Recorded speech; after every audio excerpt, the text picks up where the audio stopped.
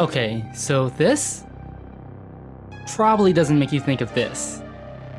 And you're right, Lucky Star was most likely not inspired by Star Wars. But what you probably don't know is that without Star Wars, Lucky Star might have never existed.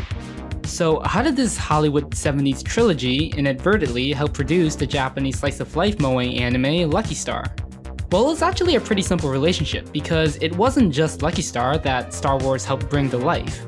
Since if you didn't know, Star Wars kinda saved anime.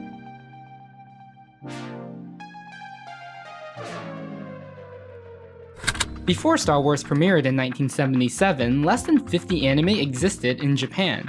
And while the 70s was the era of cult hits like Rose of Versailles and Mazinger Z, none of these shows reached the bar of what we would call commercially successful today.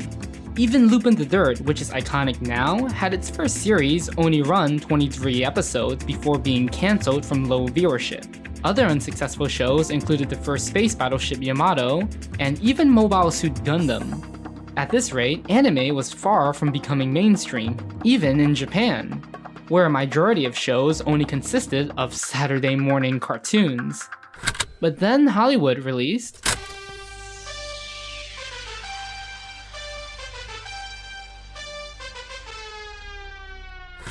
Star Wars was an international success everywhere, especially in Japan, since the film itself was inspired from the Japanese film The Hidden Fortress by Akira Kurosawa.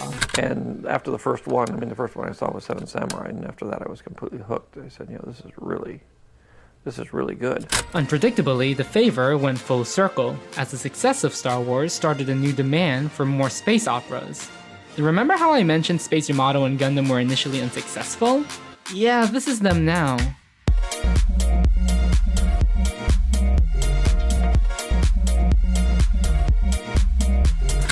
As a result of Star Wars, at the turn of the 80s, both Space Yamato and Gundam were revived as theatrical films, both of which released towards major commercial success. Today, Space Yamato is seen as the birth of anime space operas, while Gundam is what gave the subgenre international recognition. These two anime are also seen as the beginning of the 80s boom of the industry, and the inception of otaku culture. Basically, the enormous success of Space Yamato and Gundam progressed into the publishing industry, with magazines like Animaju and New Type. You know those wallpaper scans of anime you find on Google Images? Well, they come from these magazines. Anime fans buy these magazines in droves, and not just for the exclusive art or posters, but for interviews and sometimes even sweepstakes to attend live events. In the 80s, this group of subculture became to be known as otaku, which is derived from the Japanese word for house, otaku, but it also can mean the pronoun you. And it stems from the idea of people staying home from school, work, or any other responsibility to read these magazines. In the most infamous cases, magazines like Manga Buriko, a controversial lolicon publication that led to the coining of the term's modern usage. Of course, nowadays, otaku can be used for anyone with any kind of obsession, whether if it's with trains, idols, computers, or anime.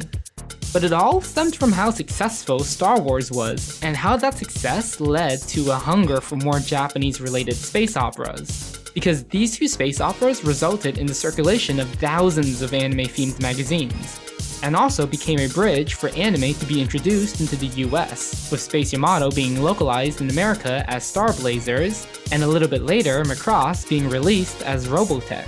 These magazines were crucial to the growth of anime, as some dedicated readers of Animaju and New Type began creating their own circles to animate independent projects, which meant a larger workforce was entering the industry in the mid to late 80s. For context, one of these circles became Gainax. And remember when I mentioned Animaju? Well, a former editor for them helped create Studio Ghibli. Of course, George Lucas didn't intend for this to happen, but the iconic series he created began a perfect storm for the anime industry to finally flourish and grow rapidly, to the point that in 2015 alone, more than 300 anime series were produced in a single year.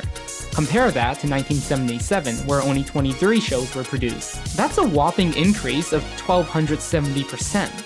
So you can thank Star Wars for a lot of things, like lightsabers, an awesome score, Ewen Mcgregor saying, "It's over, Anakin! I have the high ground!" and even anime as we know it today.